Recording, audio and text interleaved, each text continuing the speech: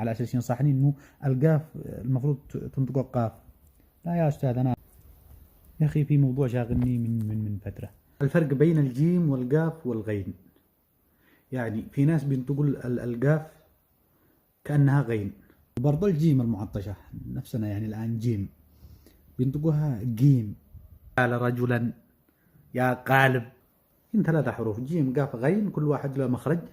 الغين من الحلق، الجيم من وسط اللسان مع الحنك الأعلى، قاف من وسط اللسان مع الحنك الأعلى. جرب انطق القاف بعدين قل لي أنا غلطان ولا لا. حتى لو قلت لي أنا غلطان أنا ما عاد أقتنع. أنا ما أعيب أن الشخص أو الإنسان أو أي لهجة كانت ينطق القاف قاف، بس أنا الصح، أنا أشوف أن أنا صح يعني، ومقتنع برأيي.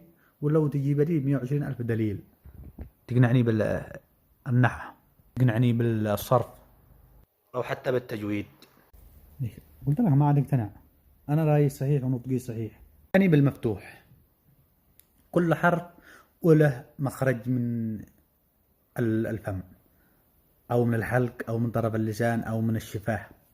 بالنهاية احنا حبايب وأصحاب، وسامحوني والله العظيم على قولة صاحبنا الموت وأبو ناصر وصاحب البقالة وصاحب الباص والذي مع سيارة حمراء.